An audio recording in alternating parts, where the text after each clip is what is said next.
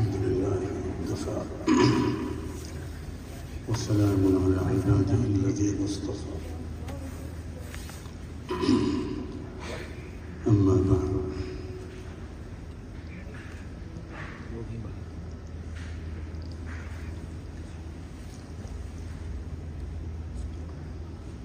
أعوذ بالله من الشيطان الرجيم بسم الله الرحمن الرحيم إن الله بعباده لرؤوف رحيم سبحان ربك رب العزة عما يصفون وسلام على المرسلين والحمد لله رب العالمين اللهم صل على سيدنا محمد وعلى آل سيدنا محمد وبارك وسلم اللهم صل على سيدنا محمد وعلى آل سيدنا محمد وبارك وسلم اللهم صل على سيدنا محمد وعلى آل سيدنا محمد وبارك وسلم قابل احترام حضرات علماء کرام اور بہت محبت اور قدر کے لائق برادران اسلام،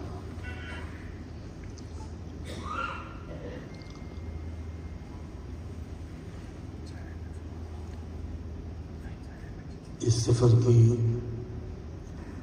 یہ اس مسافر کی اور آپ کی آخری ملاقات ہے۔ نہیں معلوم آئندہ تقدیر میں کیا لکھا ہے۔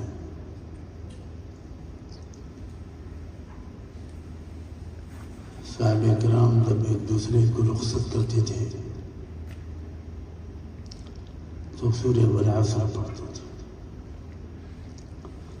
بسم اللہ الرحمن الرحیم والعصر ان الانسان لفی خسر الا الذین آمنوا وعملوا الصالحات وتواصوا بالحق وتواصوا بالصبر صدق اللہ العظیم۔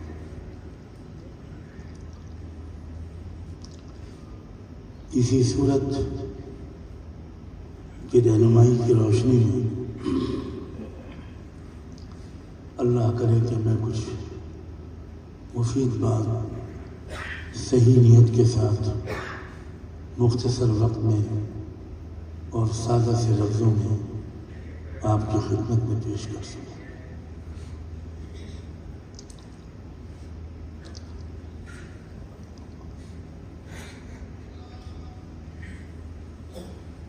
ایک گزارش یہ ہے کہ اگر کسی کا موبائل آن ہو تو پلیز سائلنٹ کر لیجیے، بہت ڈسٹربنس ہوتا ہے اگر بیچ میں گھنٹی بجتی ہے۔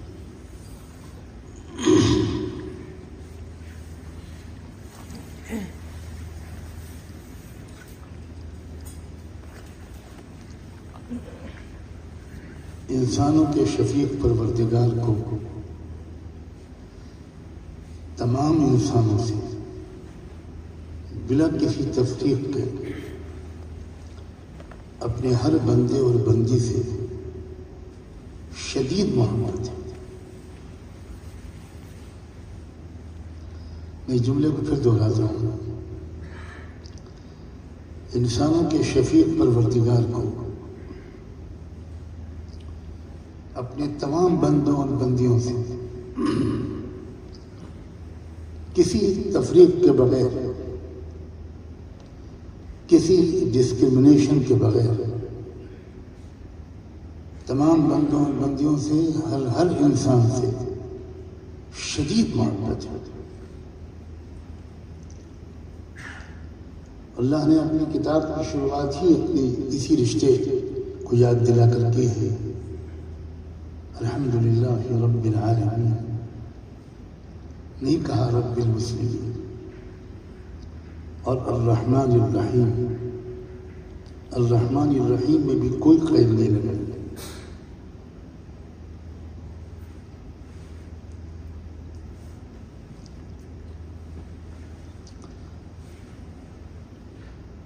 انسانوں کا جتنا خیر خواہ،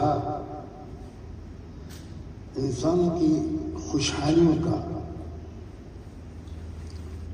ہر پہلو سے انسانوں کی ترقی کا جتنا خواہش مند، اگرچہ یہ لفظ اللہ کے لیے عام طور پر ہم لوگ استعمال نہیں کرتے، مگر میں سمجھانے کے لیے مجبوراً یہ لفظ بول رہا ہوں۔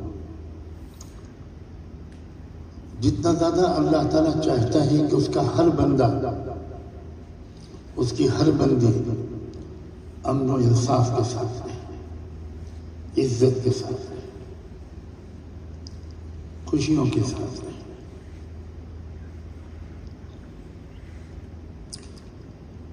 ہر عورت کی حرمت محفوظ ہو، ہر ماں کا احترام ہو، ہر اولاد اپنے والدین کی آنکھوں کی ٹھنڈک ہو، کسی پر ظلم نہ ہو، اور اگر کوئی کسی پر ظلم ہو تو فوراً جلد از جلد اس کو انصاف ملے، فساد نہ ہو، بے ایمانی نہ ہو، بدعنوانی نہ ہو، وعدہ خلافی نہ ہو۔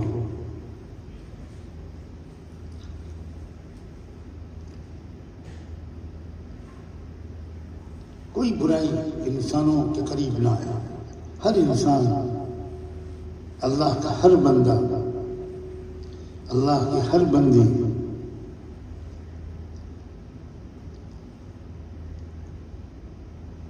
اس کو دنیا میں بھی خوشیاں ملیں اور آخرت میں بھی خوشی ملے۔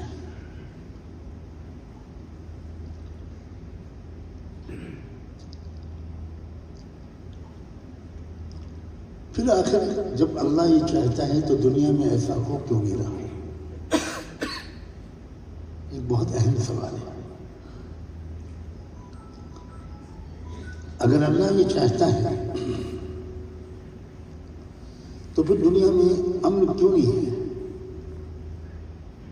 پھر انصاف کیوں نہیں ہے؟ پھر جنگیں کیوں ہیں؟ پھر عداوتیں کیوں ہیں؟ پھر مقدمے بازیاں کیوں ہیں؟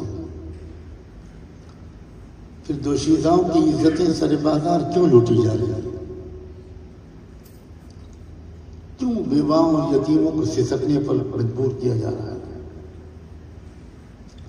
کیوں لاکھوں کروڑوں بے گناہ جیلوں کے سلاخوں کے پیچھے؟ کیوں انسانی خون ناحق بہایا جا رہا ہے؟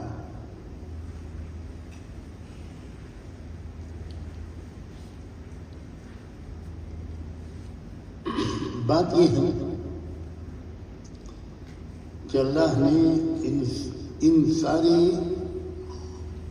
مثبت ماحول کو قائم کرنے کی ذمہ داری اس دنیا میں خود انسان پر ڈالی ہے، اور یہی مطلب ہے انی جاعل فی الارض خلیفہ۔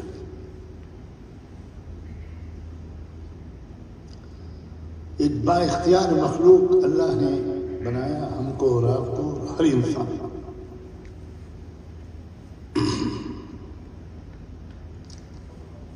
ہماری رہنمائی کی امن کیسے قائم ہوگا تفصیل سے بتایا، انصاف کیسے قائم ہوگا تفصیل سے بتایا، عزتیں کیسے محفوظ رہیں گی تفصیل سے بتایا، قوموں کے درمیان آپس کے تعلقات کیسے اچھے ہوں گے بہت تفصیل سے بتایا، گھر کے اندر ایک فیملی خوشگوار زندگی کیسے گزارے گی بہت تفصیل سے بتایا، والدین اور اولاد کا تعلق کیا ہونا چاہیے، شوہر اور بیوی کے درمیان محبتیں کس طرح کی ہونی چاہیے، وفا کس معیار کی ہونی چاہیے، سخاوت اور ہمدردی کے ذریعے تو معاشرے میں کیسی بہار لا سکتے ہو۔ اللہ نے اس دنیا کی بربادی یا آبادی کی پوری ذمہ داری پورے اختیار کے ساتھ انسانوں کے سپرد کی، اور یہی فرشتوں کو ڈر ہوا تھا جب انہوں نے یہ بات جانی کہ اللہ ایک با اختیار مخلوق پیدا کرنے جا رہا ہے جو فرشتوں کی طرح بے اختیار نہیں ہوگی۔ فرشتے ہزار عبادت کریں وہ اپنے اختیار سے کچھ نہیں کرتے، وہ جو کرتے ہیں وہ وہی کرتے ہیں جس کے کرنے کا ان کو حکم دیا جاتا ہے، وہ کام نہ کرنے کی ان میں صلاحیت ہی نہیں، اور اللہ کی ہدایات کی مخالفت کرنے یا اس پر عمل کرنے کی صلاحیت ہی ان کے اندر ہے۔ جب انہوں نے سنا کہ ایک باصلاحیت مخلوق آ گئی ہے، ایک با اختیار مخلوق آ گئی جو چاہے تو فرما بردار بنے اور چاہے تو نافرمان، تو انہوں نے ایک اندیشے کا اظہار کیا کہ اللہ جب آپ ایسی مخلوق با اختیار بنائیں گے تو یہ اپنے اختیار کو صحیح استعمال نہیں کریں گے۔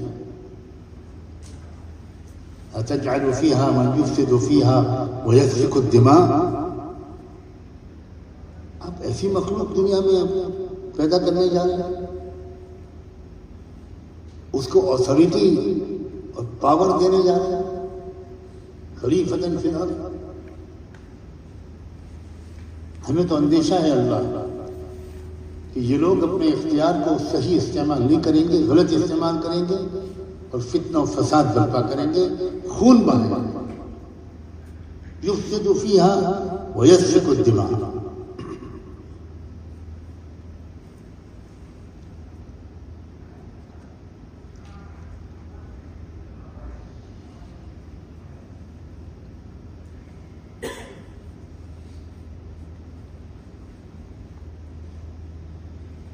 کاش کی جو محبت اللہ کو اپنے بندوں سے ہے اس کا 1 ملین ہمارے اندر ہوتا، ہم سب صرف خود غرض اور سیلفش ہوئے، معاشرے اور سوسائٹی اور عام انسانی برادری تو دور کی بات ہے، امت مسلمہ کے افراد کے ساتھ بھی ہمارے اندر وہ محبت باقی نہیں رہی جو اسلام کی بنیادی شرط ہے۔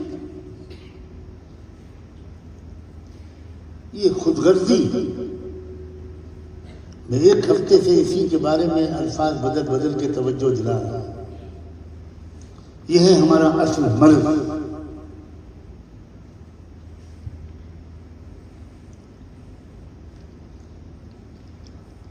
عام طور سے جب سے میں یہاں آیا ہوں اپنی تمام کمزور بیماریوں اور مجبوریوں کے ساتھ، بہت سے حضرات سے جو الگ ملاقات ہوئی یا اجتماعی طور پر، تو یہ محسوس ہوا کہ سب ایک ہی بات کے لیے بے چین اور فکر مند ہیں اور سننا چاہتے ہیں کہ ہمارے ملک میں کیا ہوگا اور ہمیں کیا کرنا چاہیے۔ یہ میرا اندازہ صحیح ہے نا؟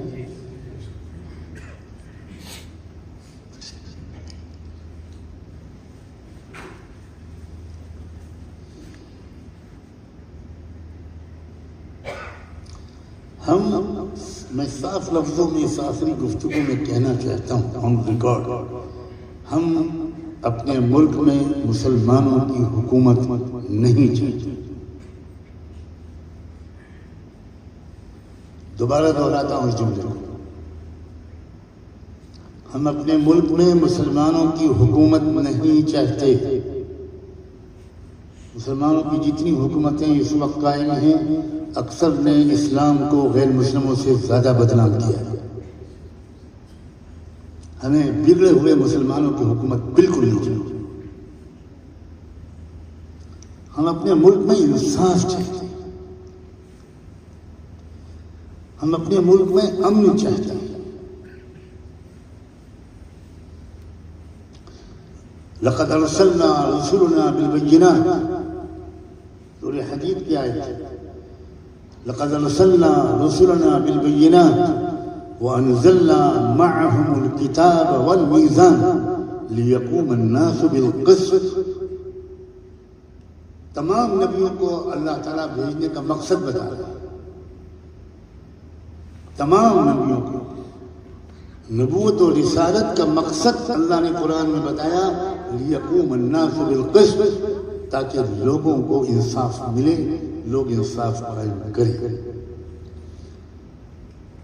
اللہ نے انسانوں کو خود یہ کام سپرد کیا ہے کہ ہم نے تم کو صلاحیت دی، اچھی اور بری دونوں صلاحیتیں تمہارے پاس. وَهَدَيْنَاهُ النَّجْدَيْنِ. اب تم اپنی صلاحیت کو استعمال کرو، اپنے معاشروں میں انصاف قائم کرو، امن قائم کرو. اللہ کو بالکل پسند نہیں ہے کہ اس کے بندوں میں کوئی ایک بھی بھوکا رہے. ایک بھی بھوکا اگر دنیا میں ہے تو اللہ کا عتاب نازل ہوتا ہے اسی رات. اور کیا اللہ اس اکیلے بھوکے بندے کی بھوک کو دور نہیں کر سکتا؟ وہ اللہ جس نے سات و سمندر پیدا کیا، جس نے سورج چاند زمین آسمان ستارے کوکب، جس نے کہکشاں، جس نے یہ پراسرار کائنات، جس میں یہ پیڑ پودے پھل پھول سبزیاں، یہ جانور، یہ چرند، یہ پرند، یہ محیر العقول کائنات، جس کے 1% پر بھی آج ریسرچ نہیں ہو سکا ہے. کیا وہ اللہ اسے ایک بھوکے بندے کو کھانا نہیں کھلا سکتا تھا؟ نہیں. اللہ تعالیٰ نے کہا میں کھلا سکتا تھا، مگر میں دیکھنا چاہتا تھا کہ تمہارا ظرف کیا ہے. میں دیکھنا چاہتا تھا تمہارے اندر انسانیت ہے کہ نہیں، تمہارے اندر رحم دلی ہے کہ نہیں، تم کتنے خود غرض ہو، تم اجتماعی اور مجموعی ترقی چاہتے ہو یا تم صرف اپنی ترقی چاہتے ہو. میں نے 2 لفظ بولے ہیں، اجتماعی اور مجموعی. یہ کوئی میں نے صرف خطابت کی وجہ سے نہیں بولے ہیں. اجتماعی ترقی کا مطلب پورا سماج ترقی کرے. مجموعی ترقی کا مطلب ہر لحاظ سے ترقی ہو، مادی ترقی بھی ہو، اخلاقی ترقی بھی ہو، روحانی ترقی بھی ہو، ایمانی ترقی بھی ہو، علمی اور عقلی اور فکری ترقی بھی ہو. رحمت دو عالم صلی اللہ علیہ وسلم صرف تسبیح پڑھانے کے لیے نہیں آئے تھے. انہی کے آنے کے بعد دنیا کی ہر پہلو سے ترقی ہوئی ہے. میں نے اللہ کی توفیق سے یونائٹڈ نیشنز میں تقریر کرتے ہوئے یہ سوال پٹ اپ کیا کہ میں پوچھنا چاہتا ہوں، اقوام متحدہ نے 1999 اور 2000 میں ایک ملینیم سمٹ بلائی تھی اسپریچول اور ریلیجیس ہیڈز کی پوری دنیا میں. 1100 مذہبی رہنما وہاں جمع ہوئے تھے اور وہاں جو پہلا سیشن تھا اس سیشن کا موضوع تھا ایلیمینیشن آف پاورٹی. پوری دنیا سے اس غربت کو کیسے مٹایا جائے. تو جتنے مسلم ممبران تھے، جو ارکان تھے وہاں، ان کی ہم لوگوں نے میٹنگ کی. میں نے اپنے ہی کمرے میں سب کو بلایا اور یہ طے ہوا کہ بھئی یہ بات طے کر لی جائے کہ کس ٹاپک پر کون بولے گا. تو پہلے ہی سیشن میں غربت مٹانے والے موضوع پر بولنے کی ذمہ داری مجھ کمزور پر سب ساتھیوں نے ڈالی. میں نے رات میں کچھ وقت سے فائدہ اٹھا کر کمپیوٹر سسٹم پر بیٹھ کر نیو یارک سٹی کی جو انکم ہے، سرپلس انکم، جو پورا بجٹ ہے، اس پورے پر ورک آؤٹ کیا. اور اگلے دن ہر مقرر کو 11 منٹ دیے گئے تھے. اور یہ بھی دلچسپ بات ہے کہ دنیا سے غریبی مٹانی تھی، ہم کو 11 منٹ.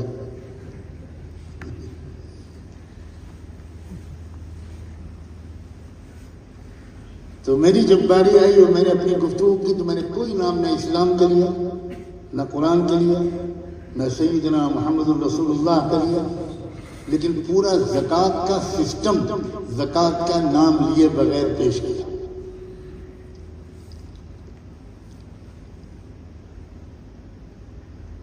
میں نے کہا کہ بجائے تھیوری کے ایک فارمولہ جو پریکٹیکلی بہت کامیاب ہو چکا، مجھے اجازت دیجیے کہ میں اس فارمولے کو پیش کروں، آپ کے اس کنسرن کو اپریشیٹ کرتے ہوئے کہ آپ چاہتے ہیں کہ پوری دنیا میں سے غریبی مٹے۔ تو 11 منٹ کی گفتگو 10.5 منٹ میں مکمل کر کے میں پوڈیم سے ہٹا، تو اس وقت سیکرٹری جنرل کوفی عنان تھے، وہی صدارت کر رہے تھے۔ تو وہ کھڑے ہوئے اور انہوں نے سب لوگوں سے کہا کہ مسٹر نعمانی نے پہلی بار ایک پریکٹیکل سولوشن پیش کیا ہے، تو میری ریکویسٹ ہے بقیہ رہنماؤں سے، اگر آپ لوگ اجازت دیں تو دوبارہ 11 منٹ کے لیے نعمانی کو کال کیا جائے۔ یہ ہے اسلام، یہ نعمانی کا کمال نہیں ہے، یہ سیدنا محمد رسول اللہ کی شریعت کا کمال ہے۔ چنانچہ میں آنسوؤں کے ساتھ دوبارہ آیا اور میں نے اب اس کے بعد کوئی تکلف نہیں رکھا اور بتایا کہ پوری دنیا کی جو poorest nation of the world تھی، اس میں ایک نسخہ آزمایا گیا، اور وہ نسخہ زکوٰۃ اور 2.5%، وہ سارا کا سارا میں نے ان کے سامنے کھول کر رکھا، اور میں نے کہا کہ میں رات میں بیٹھ کے حساب لگا چکا ہوں، نیو یارک شہر کی سرپلس انکم اس کا 2.5% اگر نکال دیا جائے تو میں ایک پورسٹ نیشن کا نام دیتا ہوں، افریقہ میں غانا کی کا جو غربت ہے وہ 11 سے 13 سال کے اندر ختم ہو سکتی ہے، اور وہ ڈیولپنگ کنٹریز سے نکل کر ڈیولپڈ کنٹریز کے اندر غانا آ سکتا ہے۔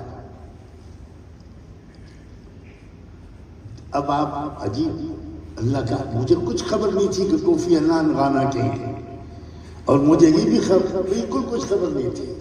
لوگ تو یہ سمجھ رہے ہوں گے کہ سجاد صاحب بہت چالاک ہیں، انہوں نے غانا، مجھے نہیں خبر تھی۔ جیسے ہی پروگرام ختم ہوا، دوپہر کا سیشن ختم ہوا، ڈنر لنچ کی ٹیبل پر ہم لوگ پہنچے، تو انڈیا کے نمائندے ہونے کی حیثیت سے ہم سب انڈینز ایک ساتھ بٹھائے گئے تھے۔ تو میں اور دوسرے مسلمان انڈیا کے 2-4 لوگ اور وشو ہندو پریشد کے لیڈران، وہ سب ایک ہی ٹیبل پر تھے۔ تو میں جب آیا تو ہمارے اشوک سنگل تو آپ اما بھارتی وشو ہندو پریشد کے لیڈروں نے ہاتھ جوڑ کے مجھے نمسکار کیا اور کہا آج آپ نے بھارت کی شان بلند کر دی، آج آپ نے بھارت کا نام بلند کر دیا۔ یہ تو نہیں کہہ سکے کہ اسلام کا نام بلند کر دیا، مگر یہ کہا کہ بھارت کا نام بلند کر دیا۔ ابھی کھانا آیا بھی نہیں تھا کہ مجھے کوفی عنان صاحب کی طرف سے پیغام آیا کہ وہ اپنی ٹیبل پر بلا گیا۔ میں چلا گیا، وہاں انہوں نے کہا کہ دیکھیں میں تو اس وقت بہت بزی ہوں، لیکن میری وائف ہے اور آپ نے غانا کا نام لیا ہے اور ہم لوگ غانا کے ہیں، اور یہ بہت زیادہ مووڈ ہو گئی ہیں اس بات سے، یہ آپ کے ساتھ کچھ دیر بیٹھنا چاہتے ہیں تاکہ غانا کی غربت کو دور کرنے کے سلسلے میں کچھ آپ سے پریکٹیکل رہنمائی ہو۔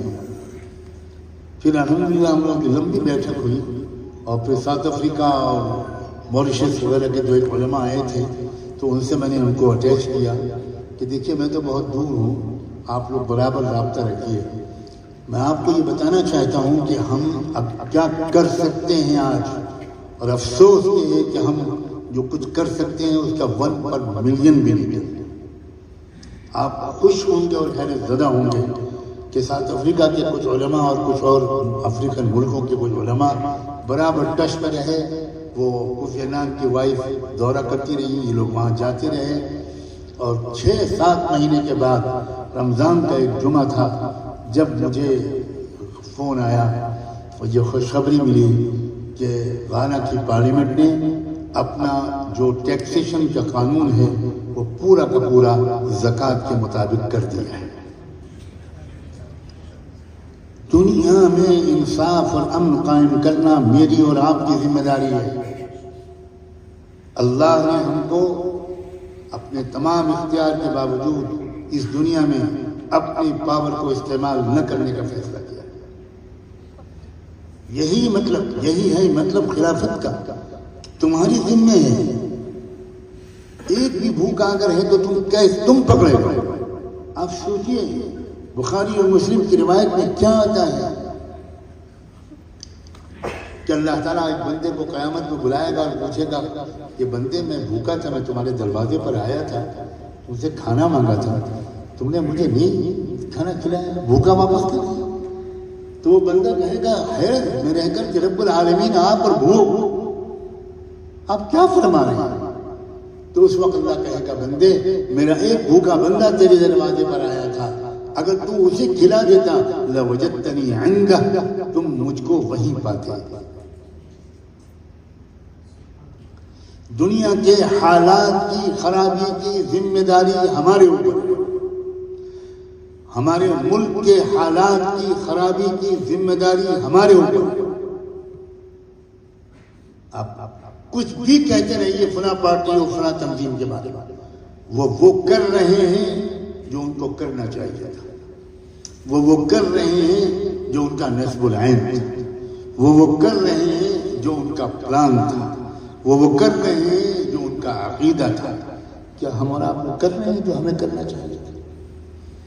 ہم سب اتنے زیادہ سیلفش اور خود غرض اور اتنے انفرادی ذہن کے لوگ ہو گئے ہیں کہ اب تو مجھ سے لوگ یہ پوچھنے لگے حضرت کیا انڈیا سے ٹرکی ہجرت کر لیں؟ لا حول ولا قوت الا باللہ. یہ مسلمان ہیں, ان کو اسلام کی ہوا نہیں لگی. اسی طرح مولانا جنگ سے بھاگتے رہیں گے. اب یہ انفرادیت یہی ہے ہماری بربادی کا سبب.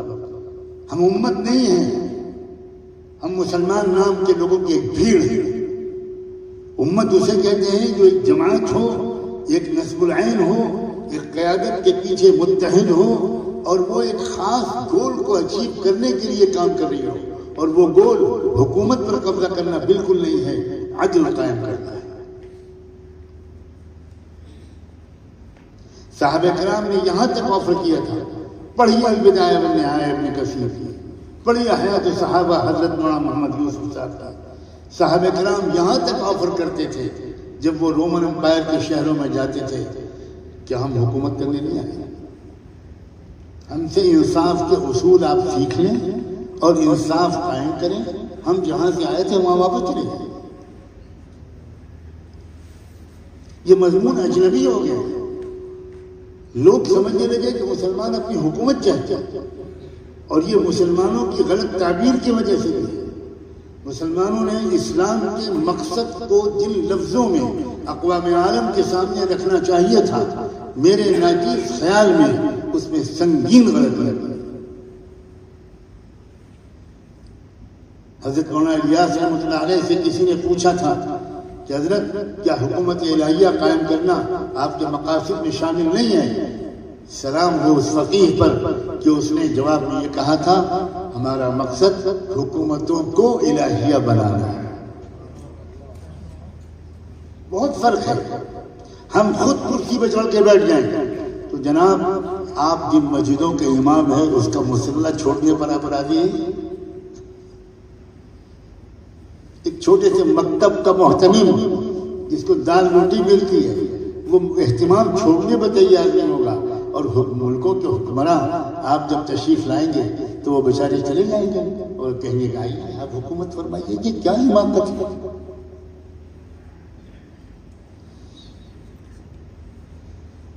ہمیں کوئی شوق نہیں ہے کہ ہم حکومت کے مسندوں پر پہنچے. ہم چٹائی پر بیٹھ کر سے بھی جاتے ہیں بھائی انصاف کرو, صرف مسلمانوں کو انصاف مت دو, یہ بھی ہم بالکل نہیں چاہتے. لِيَقُومَ النَّاسُ بِالْقِسْطِ, قرآن صاف ہے. ہم یہ چاہتے ہیں سب کو انصاف کریں, اور یہ چاہتے ہیں اس کے لیے ہمیں کوشش کرنی ہوگی, کام کرنا ہوگا, اپنا وقت خرچ کرنا ہوگا, اپنی صلاحیتوں کا کچھ حصہ لگانا ہوگا, اللہ کے دیے ہوئے مال کا کچھ حصہ لگانا ہوگا. اگر کوئی ڈاکٹر ہے تو اس کو اپنی میڈیکل ایکسپرٹیز کا کچھ حصہ لگانا ہوگا. کوئی انجینئر ہے تو اس کو اپنی انجینئرنگ ایکسپرٹیز کا کچھ حصہ لگانا ہوگا. کوئی اگر رائٹر ہے، جرنلسٹ ہے، میڈیا کا آدمی ہے، پولیٹیکل سائنس کا ایکسپرٹ ہے، مینجمنٹ کا ماہر ہے، تو اس کو یہ صلاحیتیں، انصاف اور امن، یہ دو چیزیں ہیں اور یہ دونوں لازم و ملزوم ہیں. جب تک انصاف نہیں ہوگا امن ہو ہی نہیں، ناممکن ہے. اسلام کو جس طرح سمجھنا چاہیے تھا ہم مسلمانوں سے، میں آپ سے پوچھتا ہوں کیا ہم لوگوں نے اس ٹھیک سے پوری طرح اسلام کو سمجھا ہے یا اسلام کے سمجھنے میں ہم سے کچھ کمی ہو گئی؟ ایک انفرادی اعمال ہے اسلام. انفرادی اعمال سے اجتماعی تبدیلی کبھی نہیں آئی، ہرگز نہیں آئی.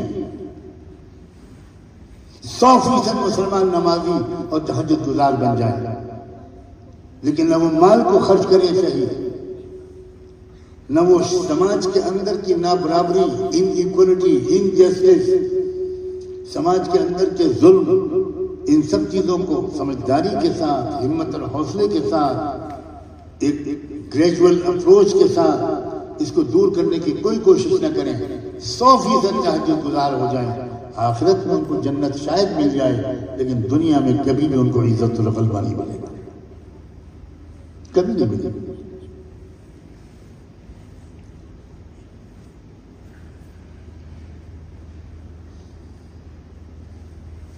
اس کی تو مجھے اس سفر میں بہت خوشی ہوئی، میں اس کا بھی اظہار کرتا کہ میں نے محسوس کیا کہ یہاں جو حضرات آپ لوگ ہیں بسا غنیمت ہیں، فکر مند ہیں، آپ کے ذہنوں میں سوالات ہیں، آپ بے چین ہیں، اور بہت سے لوگ انفرادی طور پر یقیناً اچھے اچھے کار خیر کر رہے ہیں.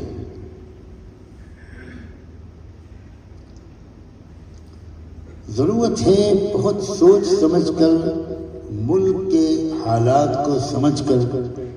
ملک میں صرف خطرات نہیں ہیں، ہمارے ملک میں زبردست امکانات بھی ہیں، لیکن ذہن میں رکھیے گا کہ میڈیا پر اگر آپ بھروسہ کریں گے حالات کو جاننے کے لیے تو میڈیا کبھی بھی آپ کو پازیٹیو خبریں نہیں دے گا. میڈیا کا مقصد ہم کو ڈیمورلائز کرنا ہے، میڈیا کا مقصد ہماری ہمتوں کو پست کرنا ہے. امکانات وہاں زبردست ہیں. میں ایک دو چیز کی طرف اشارہ کرتا ہوں.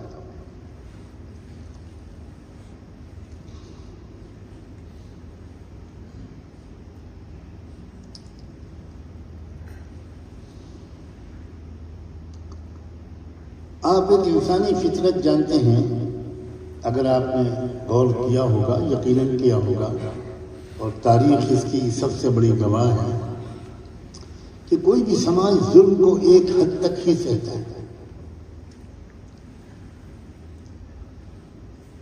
بہت سے لوگ شروع میں ظالم کا ساتھ دیتے ہیں اور بڑی تعداد ان کی ہوتی ہے جو تماشائی بنے رہتے ہیں، نہ مظلوم کا ساتھ دیتے ہیں اور نہ ظالم کا ساتھ دیتے ہیں. یہ ہمیشہ ہوتا ہے. لیکن کچھ مدت کے بعد مظلوموں کو ہمدردی حاصل ہونا شروع ہوتی ہے. یہ بات میری سمجھ میں آ رہی ہے؟ کچھ مدت کے بعد سماج کے شریف لوگوں کو، اور کوئی سماج چاہے جتنا بگڑ جائے وہ شریف، کوئی سماج شریف لوگوں سے خالی نہیں ہوتا، چاہے جتنا بگڑ جائے. اس میں کچھ لوگ ایسے رہتے ہیں جو محسوس کرتے ہیں کہ بھائی یہ بہت زیادتی ہو رہی ہے. جتنی زیادتی مکہ مکرمہ میں اللہ کے رسول پر ہوئی تھی وہ تو یاد ہوگی نا ذہن میں. میں اور آپ کیا چیز ہوں؟ اللہ کے رسول کہتے ہیں کسی نبی کو اتنا نہیں ستایا گیا جتنا محمد کو ستایا گیا. اب غور تو کیجیے.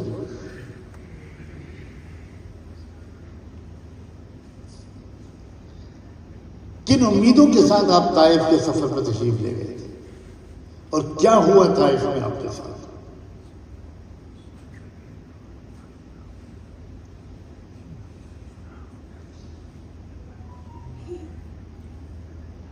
مگر جب طائف سے آپ واپس آئے تو پھر کیا ہوا؟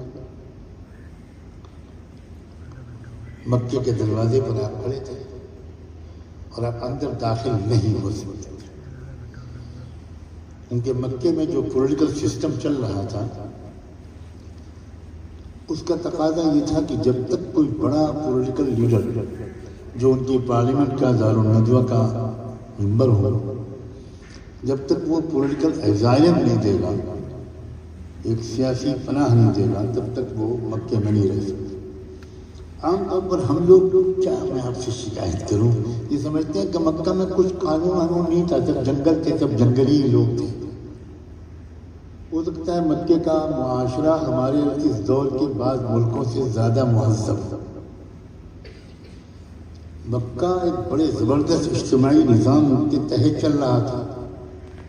دارالندوہ وہاں کی اتنی طاقتور پارلیمنٹ کا نام تھا کہ مکے میں کسی لڑکے اور لڑکی کا رشتہ دارالندوہ کی منظوری کے بغیر نہیں ہو سکتا تھا۔ ویل آرگنائز لوگ تھے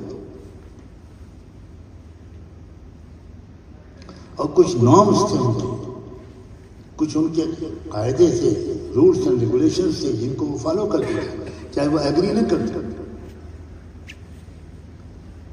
چنانچہ جب طائف سے آپ واپس آئے زخمی حالت میں اور مکے میں کے دروازے پر کھڑے کر کیا کرا؟ شہنشاہ کائنات اللہ اکبر کس قسم پرسی کے عالم میں کھڑا،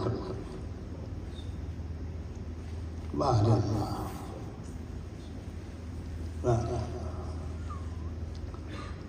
اللہ کا سنت ہے، جب تک تم میرے لیے اپنے وجود کو فنا نہیں کرو گے تب تک میری معیت اور نصرت تم کو نہیں ملے گی۔ تم آرام سے بیٹھے رہو، خوب عیاشیاں کرو اور ایک دعا میں نظام عالم بدل جائے، تم احمقوں کی جنت میں رہتے ہو۔ حضور کھڑے ہوئے تھے، اتنے میں مطعم ابن عدی، مکی معاشرے کا ایک مشرک انسان مگر شریف آدمی، وہ گزرا ادھر سے، اسلام محمد کیا بات ہے یہاں کیوں کھڑے؟ تو آپ نے فرمایا کہ میں کیسے داخل ہوں مکی میں، میری قوم نے مجھے نکال دیا اور طائف سے بھی میں نکال دیا گیا، اب میں کیا کروں؟ مطعم نے کہا کہ محمد کیا قریش یہاں تک اس ذلیل اخلاق تک پہنچ گئے؟ ہم لوگ وہ مشرک ہیں، ایمان والا نہیں ہے۔ وہ کہتا ہے محمد آپ کھڑے، میں ابھی بتاتا ہوں۔ اس نے اپنے چاروں بیٹوں کو بلایا، ہتھیاروں سے مسلح بلایا، 4 اونٹ بلائے، بیچ میں محمد الرسول اللہ کو بٹھایا اور چاروں اونٹ آپ کے چاروں طرف حفاظت سیکورٹی کے طور پر گئے اور وہ سیدھا مکہ مکرمہ مسجد حرام کے اندر داخل ہوا اور اس نے اس خاص مقام پر جہاں کھڑے ہو کر اعلان ہوتا تھا، مطعم ابن عدی نے اعلان کیا، سن لیں سب لوگ کہ مطعم نے محمد کو پناہ دی ہے، جس نے اپنی ماں کا دودھ پیا ہو وہ آئے اور مجھ سے مقابلہ کرے۔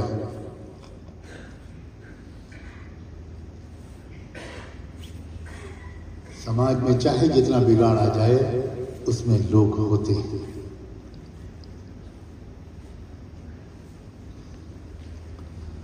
اور پھر کچھ دن کے بعد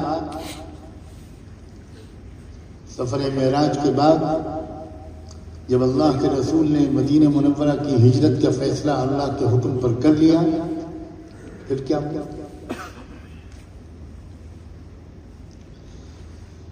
آپ مدینے پہنچے اور مدینے پہنچ کر آپ نے سب سے پہلا کام کیا، سب سے پہلا کام آپ نے یہ کیا کہ مدینہ منورہ کے اندر جو مختلف سماجوں کے سپریم لیڈرز تھے ان کی میٹنگ بلائی۔ مدینہ کی سب سے مضبوط کمیونٹی یہودی تھی، یہودیوں کے 5 قبیلے تھے، 5 قبیلوں کے لیڈروں کو آپ نے بلایا اور عرب کے قبائل اوس اور خزرج ان کے لیڈروں کو بلایا، خود بیٹھے تھے، مہاجرین و انصار کے نمائندے تو تھے ہی، اور آپ نے اس میٹنگ میں ایک ہی ایجنڈا رکھا۔ آپ نے فرمایا کہ میں سمجھتا ہوں، میرا خیال ہے کہ تقدیر نے اب میرے لیے مدینے کا قیام لکھ دیا ہے، تو کیا ایسا نہیں ہو سکتا کہ ہم اور آپ لوگ سب مل کر کوئی ایسا معاہدہ کر لیں، کوئی فارمولے پر ایگری ہو جائیں جس سے ہم پیسفل کو ایگزسٹنس کے ساتھ پرامن طریقے پر مدینے میں رہیں، اپنے اپنے مذہبوں پر عمل کرتے ہوتے۔ یاد رکھیے گا کہ اس مجلس میں اللہ کے رسول نے یہودیوں کو اسلام کی دعوت نہیں دی تھی۔ کون سی بات کس وقت کہی جاتی ہے؟ یہ ہے دعوت کی تفقہ۔ اب یہ دیکھیے قدرت اللہ۔ حضرت عائشہ فرماتی ہیں، ام المؤمنین، صحیح بخاری کی روایت ہے، حضرت عائشہ کہتی ہیں کہ اللہ کے رسول، اللہ تعالیٰ نے اپنے رسول کے لیے مدینے آمد کا وقت وہ طے کیا تھا جب 18 سال تک مدینہ منورہ سول وار میں آپس میں لڑتے لڑتے تھک 18 دن کی جنگ میں ملکوں کی اقتصادیات ٹوٹ جاتی ہیں، اور 18 سال سے مدینہ لڑ رہا تھا۔ وہاں کے ڈفرینٹ قبائل کے درمیان کوئی بقائے باہمی ہو ہی نہیں پا رہا تھا۔ حضرت عائشہ کہتی ہے کہ اللہ کی تقدیر تھی کہ مدینہ تھک چکا تھا، کرش ہو چکی تھی، وہاں کی اکرامی مر چکے تھے لوگ، روز خون بہ رہا ہے، روز آج معاہدہ ہوتا ہے کل ٹوٹ جاتا ہے۔ تو جیسے ہی اللہ کے رسول نے یہ سجیشن رکھا، ایک یہودی لیڈر کھڑا ہوا، اس نے کہا محمد لم نسمع عنك عیبا قط، تم باہر سے آئے ہو، ہم نے تمہارے بارے میں کوئی بری بات نہیں سنی، میں اپنے قبیلے کی طرف سے تمہاری تجویز کی تائید کرتا ہوں۔ پھر دوسرا کھڑا ہوا، پھر تیسرا کھڑا ہوا، یونینیمسلی تمام غیر مسلم لوگوں کے لیڈروں نے اس وقت اللہ کے رسول کی اس تجویز پر اتفاق کیا، اور اسی کو کہتے ہیں میثاق مدینہ۔ اور یہ تاریخ کا عجیب واقعہ ہے کہ وہ نبی امی جو اپنا نام بھی نہیں لکھ سکتے تھے، انہوں نے اس میثاق مدینہ کو ڈکٹیٹ کروایا۔ اس میں 54 آرٹیکلز ہیں، 54 دفعات۔ آج بھی پوری دنیا میں مختلف مذاہب کے ماننے والوں کے درمیان ایک پیسفل کو ایگزسٹنس کی ٹریٹی کا بیسٹ ایگزامپل ہے۔ میں اپنی ہر مجلس میں شکایت کرتا ہوں کہ آپ مسلمان آج کے پڑھتے ہیں، آپ کے پاس بہت پیسے ہیں، آپ کتابیں خرید سکتے ہیں، مگر کتابیں خریدتے نہیں ہیں جو صرف الماری میں ڈیکوریشن کے لیے رہیں گے۔ اب ڈاکٹر حمید اللہ صاحب کا ریسرچ پڑھیے جو انہوں نے میثاق مدینہ پر لکھا ہے، پوری دنیا کی سب سے شاندار ریسرچ ہے جو اس میثاق مدینہ پر انہوں نے کیا ہے۔ انگلش میں بھی ہے، فرینچ میں بھی ہے، اردو میں بھی ہے، عربی میں بھی شاید ہے۔ اور اس طرح اللہ کے رسول نے مدینے کے اندر بہت پرامن ماحول بنا دیا۔ اب مدینے کے اندر سے کوئی خطرہ نہیں رہا۔ یہی صورتحال آپ یقین مانیے، یقین کیجیے آج بھی ہمارے ملک کی ہے۔ ہمارے ملک میں سینکڑوں طبقات ہیں جو اس وقت ظلم کو ناپسند کر رہے ہیں، ان کو گھن آنے لگی ہے، وہ کراہیت محسوس کرتے ہیں، مگر سب بکھرے ہوئے الگ الگ ہیں۔ اللہ کا شکر ہے میں کوئی بڑا بول نہیں بول سکتا، میں انتہائی چھوٹا گمنام بہت معمولی انسان ہوں۔ یہ تو آپ کی بڑائی ہے کہ آپ مجھے یہ موقع دے رہے ہیں۔ میں 15-16 سال سے اس بات کی انتھک کوشش کر رہا ہوں، اللہ کا شکر ہے کہ وہ تمام سماج، آپ جانتے ہیں ملک میں کتنی قومیں بستی ہیں؟ کوئی بتائے گا مجھے؟ عام طور پر لوگ کیا سمجھتے ہیں؟ دو، ایک ہندو ایک مسلمان. یہی مسلمانوں کی سب سے بڑی جہاد ہے. بھارت میں 6128 قومیں ریکگنائز بس. اب کیا ہے ہم لوگ اپنے ملک سے واقف نہیں، کچھ نہیں جانتے، نہ مدرسوں میں پڑھا نہ کالجوں میں. اب یہ 6000 قومیں کیا سب کے سب ظالم ہیں؟ ان 6000 قوموں میں 1 2 3 4 قوموں کو چھوڑ کر سب مظلوم ہیں. اور ہم تو مظلوم ہیں 60 70 80 سال سے، اور وہ مظلوم ہیں کئی ہزار سال سے.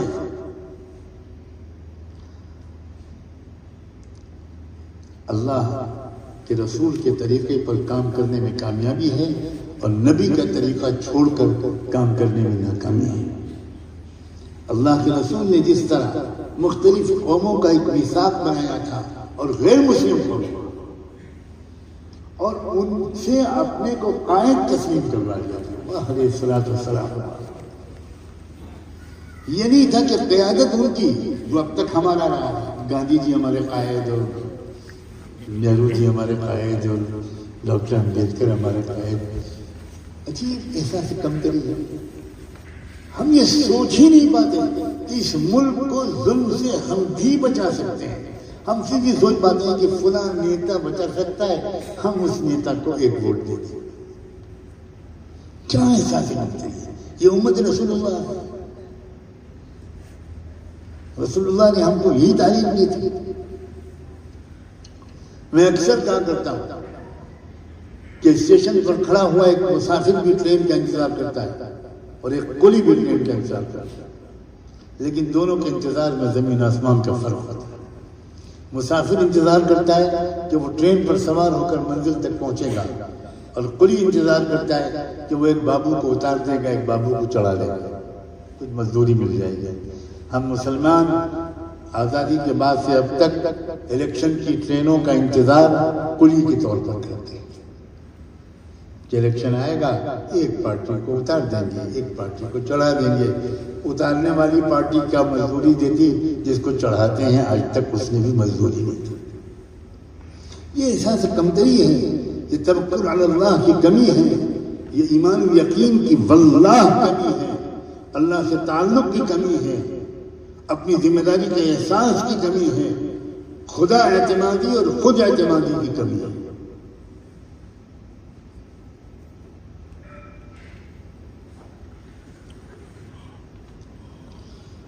بہت بڑی تعداد میں وہاں مظلوم لوگ ہیں، اور عجیب بات ہے اکثر مظلوم بہت غریب ہیں. اگر ان مظلوموں پر بھی ہمارا کچھ مال لگ جائے، اگر ان مظلوموں پر بھی ذرا ہماری کچھ مالی تعاون ہو جائے، تو میں آپ شاید یقین نہ کریں لیکن میں کہتا ہوں کہ 25-30 سال میں ملک کے اندر وہ تبدیلی آئے گی کہ شاید لوگ ملک کو پہچان نہ پائیں. لیکن ہماری تربیت اس طرح کی نہیں ہوئی، ہمارے سامنے اس طرح کے پروجیکٹس نہیں رکھے گئے، ہمارے سامنے اس طرح کے امکانات نہیں رکھے گئے. مظلوم طبقات، اب یہ کسانوں کا پروٹیسٹ ہوا، میں ایک مثال دیتا ہوں، ہلا دیا اس نے، پورے اسٹیبلشمنٹ کو ہلا دیا. مسلمان بالکل بہتر، یہی تو مصیبت ہماری. یہ عاجز آپ کا بھائی تنہا، مجھے چند دن کے اندر اس بات کا احساس ہوا یہ بہت بڑی تحریک ہے، اور یہ 2 صوبوں کے کروڑوں لوگوں کا یہ پروٹیسٹ ہے، یہ صرف چند 100 لوگوں کا نہیں ہے. چنانچہ میں اس خود پروٹیسٹ میں شریک ہونے کے لیے، شاید آپ میں سے کسی کو معلوم ہے، اوہ ایسا زبردست استقبال ان کسانوں نے، ان کسان لیڈروں نے میرا کیا اور مجھے بالکل اپنا لیڈر بنا دیا، اور اس کے وجہ سے لاکھوں کی تعداد میں پنجاب اور جاٹ برادری جو مغربی اتر پردیش میں ہے اور ہریانہ میں ہے، وہ 90% یا اس سے زیادہ لوگ جو مسلمانوں پر ظلم کے پہاڑ توڑتے تھے، وہ چاہے سکھ ہوں چاہے جاٹ ہوں، آج اللہ کا شکر و احسان ہے، آج اللہ کا شکر و احسان ہے کہ ناک میں دم کیا ہوا ہے ان لوگوں نے ان ظالموں کے، اور وہ بالکل کھلا اس بات کا اظہار کر رہے ہیں کہ ہم لوگوں سے بڑی غلطی ہوئی، ہم نے مسلمانوں کو اپنا دشمن سمجھا، مسلمان ہمارے دشمن نہیں، دشمن ہمارا کوئی اور ہے۔ بہت سے طبقات ہیں ملک میں، آپ میں کوئی تامل ناڈو کے لوگ ہیں، کوئی ایک بندہ ہے تامل ناڈو؟ آپ تامل ناڈو اتنی زبردست زمین ہے، تامل ناڈو میں جو ڈی ایم کے پارٹی ہے اس وقت جو اس کا چیف منسٹر اسٹالن ہے، 2-2.5 گھنٹے میری اس کی جو بات چیت ہوئی، اور میں نے اسٹالن سے کہا کہ آپ یہاں کہاں تامل ناڈو میں اکیلے ہو، آؤ نیشنل لیول پر۔ میں نے کہا اسٹالن نام آپ کے ابا نے کیوں رکھا تھا؟ اسٹالن ایک انقلابی رہنما تھا، مارکسسٹ۔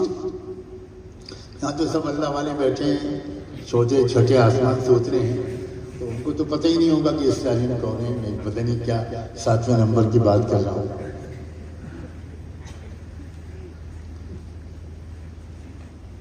میں نے کہا کہ آپ کے والد کروناندھی کی جو پوئٹری انگریزی میں جس کا ترجمہ ہوا ہے وہ شاعری میں نے سب پڑھی۔ آپ آئیے اور مزدوروں کی قیادت کیجیے پورے ملک کے لیول پر، ہم آپ کے ساتھ ہیں۔ اسی طرح مختلف اسٹیٹس میں مختلف کاسٹ کے لوگ ہیں۔ ایک بات ذہن میں رکھیے گا، جزیرہ عرب میں اللہ کے رسول صلی اللہ علیہ وسلم نے، آپ غور کیجیے، جو معاہدات کیے وہ معاہدات، کسی ایک معاہدے میں آپ نے مشرکین سے معاہدہ کیا ہے؟ کوئی عالم جو بتائے؟ اپنے قبیلوں کے لیڈروں سے معاہدہ کیا، قبیلہ بنو خزاعہ، قبیلہ بنو کلب، قبیلہ بنو تمیم، قبیلہ بنو کلب، فلاں فلاں فلاں، حالانکہ یہ سب مشرک تھے۔ لیکن دیکھیں رسول اللہ کی حکمت عملی، آپ کا پولیٹیکل وزڈم، آپ کی سیاسی بصیرت، کہ آپ نے ان کی مذہبی وحدت کی بنیاد پر ان سے معاہدہ نہیں کیا، بلکہ ان کی قبائلی شناخت، ٹرائبل آئیڈینٹی، اس کی بنیاد پر ان سے معاہدہ کیا۔ ہم نے کیا حماقت کی کہ ہم نے 6000 قوموں کو ایک قوم بنا دیا، ان کو اکثریت بنا دیا، وہ ہرگز اکثریت میں نہیں۔ چونکہ ہم نے رسول اللہ سے صرف نماز سیکھی، داڑھی سیکھی، ہم نے رسول اللہ سے سوشل پولیٹیکل حکمت عملی نہیں سیکھی، ہم نے خود دین کے ٹکڑے کر دیے۔ یہودی 5، آپ کو میں نے ابھی سنایا کہ مدینہ منورہ میں یہودیوں کے 5 قبائل تھے۔ کتنا آسان تھا کہ آپ سب کو یہودی مان کر ایک سے معاہدہ کر لیتے کہ ہم نے یہودیوں سے معاہدہ کیا۔ نہ، الگ الگ قبیلے کے لیڈر سے آپ نے معاہدہ کیا۔ یہی حکمت عملی بھارت میں اختیار کرنی ہوگی، اپنے لیے نہیں، ملک کے، بالکل اپنے لیے، مسلمانوں کے لیے نہیں، ہر ملک کے غریب کے لیے، مزدور کے لیے، کسان کے لیے، ہر مظلوم کے لیے، کہ سب کو انصاف ہو۔ جتنے الگ الگ قبائل ہیں وہاں، جس کو عربی میں قبیلہ کہتے ہیں، اسی کو انگریزی میں انڈیا میں کاسٹ کہتے ہیں۔ یہ جو ذات پات ہے، یہ فلاں کاسٹ کا ہے، یہ فلاں کاسٹ کا ہے، یہ برہمن ہے، یہ ٹھاکر ہے، اور یہ یادو ہے، یہ OBC ہے، یہ دلت ہے، یہ قبائل ہیں میرا ساتھ۔ اور اگر ہم رسول اللہ سے سیکھتے تو ہم ان قبائل سے الگ الگ ڈیل کرتے۔ ہم نے ان قبائل کو سب کو ایک مشترکہ بنا کر ہندو بنا کر ہم نے ان سے ڈیل کیا، ہم بھگتتے چلے آئے۔ کیوں؟ اس لیے کہ نبی کے طریقے کو چھوڑنے میں کامیابی نہیں ہے، ہرگز کامیابی نہیں۔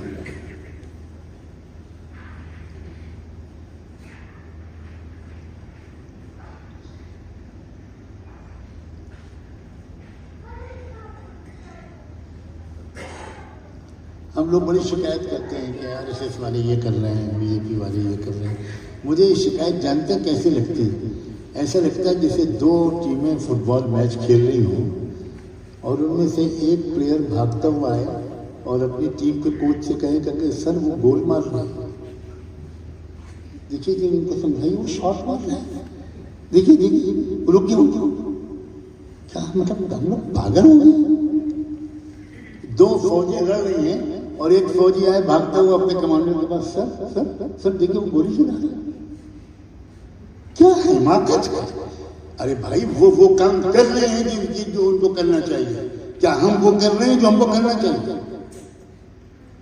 ہم کو ان سے کیا امید ہے؟ انہوں نے ایک آئیڈیالوجی بنائی، ایک گول بنایا، ایک نصب العین بنایا اور اس کے لیے کام کر رہے ہیں.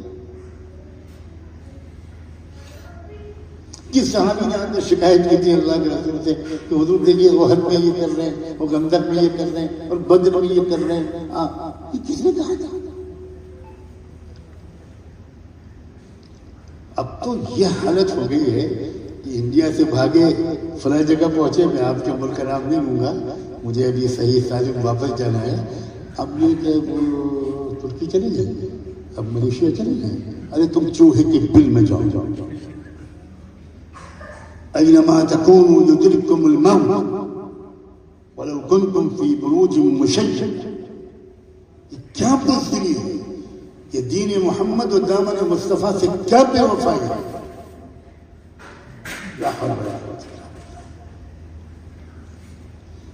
یہ کس بات کا نتیجہ ہے؟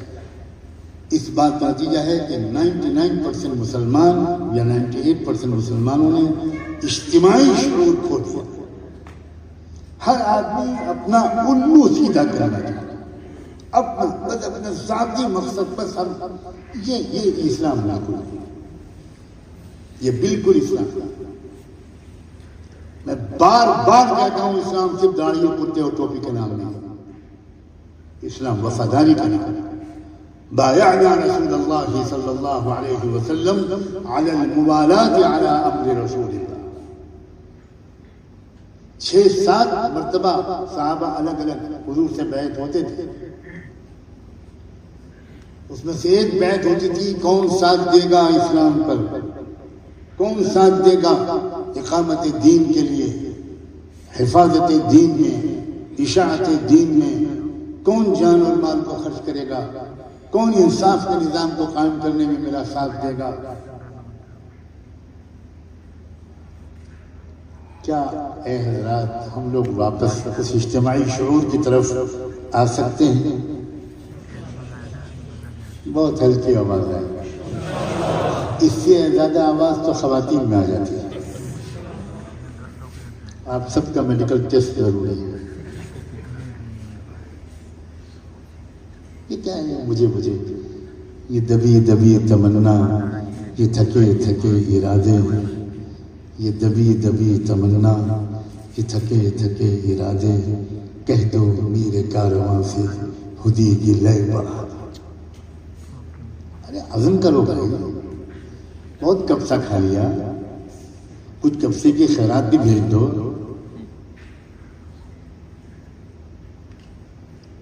اللہ تعالیٰ آپ سب کو رتبے بلند کرے. میری گستاخیوں کو آپ برداشت کرتے ہیں، معاف کرتے ہیں، ایسا مجھے امید ہے. انشاءاللہ کوئی اپنی ذمہ داریوں کا احساس آپ کو ہے اور آپ بے چین ہیں، یہ مجھے بار بار اندازہ ہوا ہے. اور آپ یہ چاہتے ہیں کہ کوئی ایسے راستہ، میری گزارش ہے کہ آپ ایک سفر انڈیا میں خدا کے لیے چند دن کا کر لیجئے تاکہ آپ اپنی آنکھوں سے خود دیکھیے اپنی آنکھوں سے کون کون لوگ ہیں جو واقعی اس وقت ڈٹے ہوئے ہیں اور حق عقل مندی سمجھداری کے ساتھ دیگر مظلوم قوموں کے ساتھ مل کر ان کو اپنے ساتھ لے کر ایک قانونی اور مہذب جدوجہد کر رہے ہیں.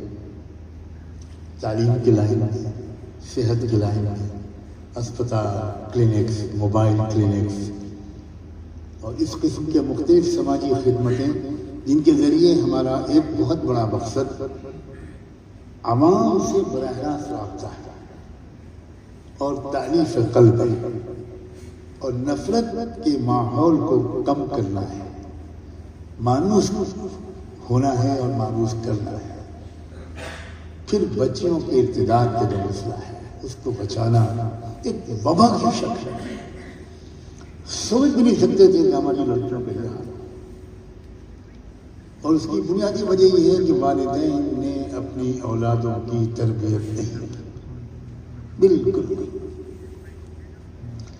اسلام نوجوانوں کو سمجھایا نہیں، ڈانٹ ڈپٹ کے نماز پڑھوا دی، برقع پہنا دیا، لیکن وہ کچھ کنوینس نہیں ہوئے، کچھ سمجھے نہیں، اسلام اور کفر کے درمیان فرق نہیں سمجھے،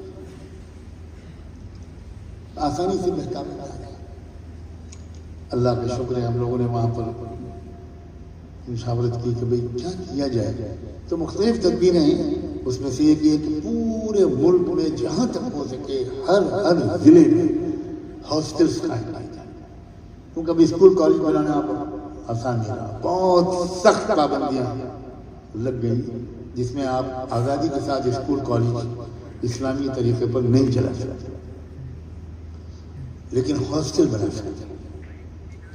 تو یہ پورا پروجیکٹ ہے، الحمدللہ کئی جگہ شروعات ہو چکی، مختلف ضلعوں میں ہاسٹل بنے، لڑکوں کا الگ لڑکیوں کا الگ، خاص طور پر لڑکیوں کا پہلے کہ وہ لڑکیاں کسی بھی کالج میں پڑھیں تو وہ رہیں ہمارے ہاسٹل، ایک اسلامی ماحول میں، درس قرآن ہو ہفتے میں، درس حدیث ہو، اسلامی کوئز ہو، ہیلتھ اور ہائیجین کا ماحول ہو، کھیل کود کے انتظامات ہوں، بچہ انجوائے کریں اور محفوظ ماحول کریں۔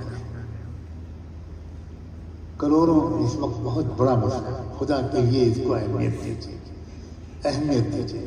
ایک لڑکی کو آپ بچانے میں لاکھوں لڑکیاں اب تک جا چکی ہیں،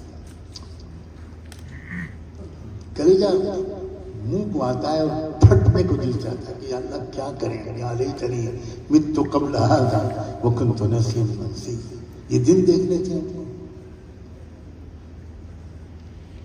تو بہت سے کام آپ حالات کے انتظار میں رہتے، اس لیے میں کہہ رہا ہوں کہ میں کہتا ہوں آپ میری بات پر اگر بھروسہ نہیں کریں، آپ خود جائیے، خود جا کر دیکھیں، چند دن اس کے لیے نکالیے، آپ محسوس کیجیے کہ کہاں ہم کس طرح شریک ہو سکتے ہیں، کس طرح ہم کچھ تعاون کر سکتے ہیں، ہمارا حصہ لگ سکتا ہے۔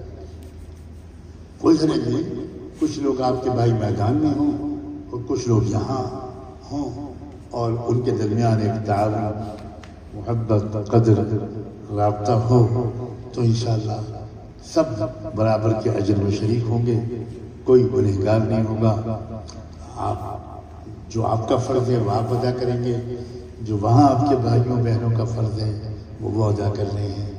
مجھے امید ہے کہ میں نے جہاں سے بات شروع کی تھی وہ یہی بات پھر سے یاد دلاتا ہوں، اللہ کو اپنے ہر بندے اور بندی سے محبت ہے، ہر بندے کو اللہ تعالیٰ چاہتا ہے کہ وہ امن سے رہے، انصاف سے رہے، وہ اس کا بدن ننگا نہ رہے، وہ بھوکا نہ رہے، وہ ذلیل و خوار نہ ہو، ہر بندہ۔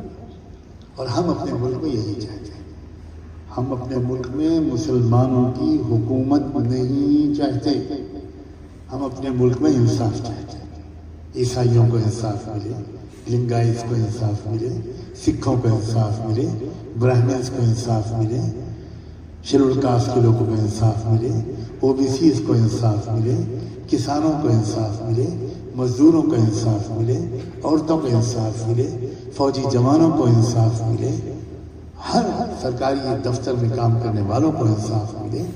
یہ ہماری تمنا ہے، یہ ہمارا مشن ہے، اور جو کچھ ہم کر سکتے ہیں ٹوٹے پھوٹے صلاحیتوں کے حساب سے کر رہے ہیں۔ آپ سب سے بہت عاجزانہ ایک گزارش ضرور ہے کہ کم سے کم ایک بار 5 وقت کی نمازوں میں سے ایک نماز کے بعد آپ اپنے بھائیوں اور بہنوں کے لیے، ہم لوگوں کے لیے دعاؤں کا اہتمام کریں۔ جزاکم اللہ تعالی وبارک فیکم۔